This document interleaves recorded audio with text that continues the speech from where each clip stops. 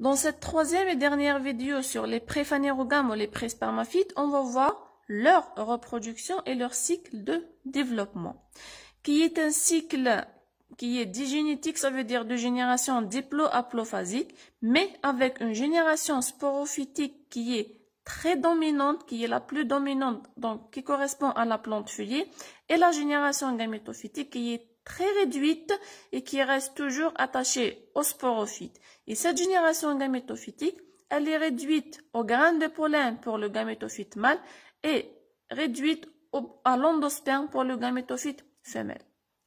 Pour la fécondation, chez les préphanérogames ou les préspermaphites, elle est de type zoïdogamie.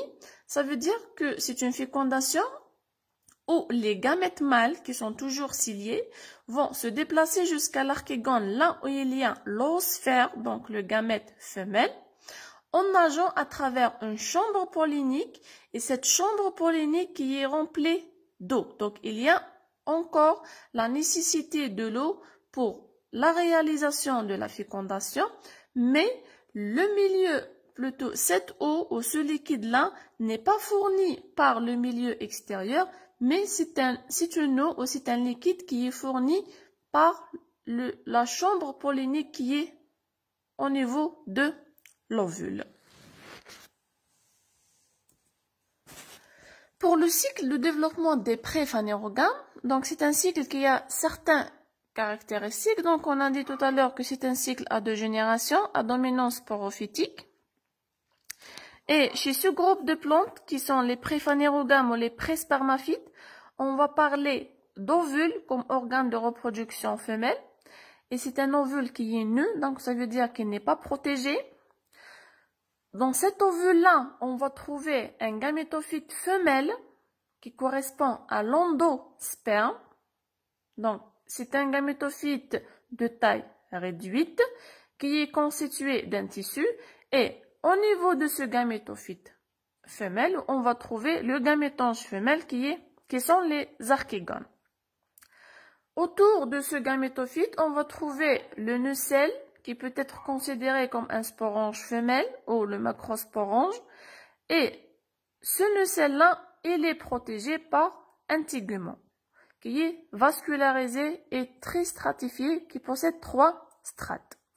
En ce qui concerne le gamétophyte mâle ou le protale mâle, donc ça correspond aux graines de pollen. Ces graines de pollen vont être disséminées dans le milieu et ces graines de pollen se forment à l'intérieur des sporanges qui correspondent aux sacs polliniques portés par des étamines. Donc, on a des étamines qui portent des sacs polliniques. Ces sacs polliniques sont considérés comme des microsporanges mâles. À l'intérieur de ces sporanges, on va trouver des microspores qui vont se développer pour donner le gamétophyte mâle qui correspond aux graines de pollen. Donc, les gamètes mâles sont toujours des gamètes qui ont la capacité de se déplacer, et la fécondation peut encore être considérée comme aquatique, mais dans la chambre pollinique. Donc, comme j'ai dit tout à l'heure, que le liquide nécessaire pour la fécondation chez les préphanérogames, c'est un liquide qui est fourni par la chambre pollinique et non pas par le milieu extérieur. Et l'embryon chez les préphanérogames se développe grâce aux réserves accumulées dans l'endosperme avant la fécondation. Donc, l'ovule a accumulé ses réserves avant la fécondation. Et ici, on va parler d'un nouvel organe de dissémination qui est l'ovule. Donc, on ne va pas parler de spore, on ne va pas parler d'une vraie graine, mais on va parler d'un ovule fécondé qui est disséminé pour donner un nouvel individu. Donc, on a terminé avec la reproduction. On va voir l'anatomie de ce groupe de plantes qui sont les préphanérogames. Donc, on a dit que ce sont des plantes vasculaires, ça veut dire qu'ils possèdent les tissus conducteurs. Et une étude anatomique du rachis d'une feuille montre la disposition des faisceaux libéraux-ligneux en oméga inversé. Donc, vous avez cette forme-là en forme d'oméga 1, mais qui est inversée. Donc, vous avez ici la disposition de xylème et de phloème. Et pour la classification de ce groupe de plantes qui sont les préphanérogames, donc on va trouver les cicadophytes qui sont représentés par uniquement 3 familles, les Amiacées, avec une espèce Zamia obliqua.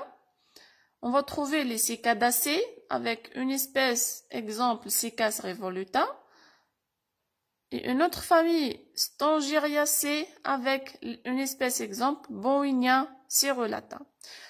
Et le deuxième sous-embranchement qui sont les ginkgophytes, et ce groupe de ginkgophytes, il est représenté uniquement par une seule espèce qui est Ginkgo biloba.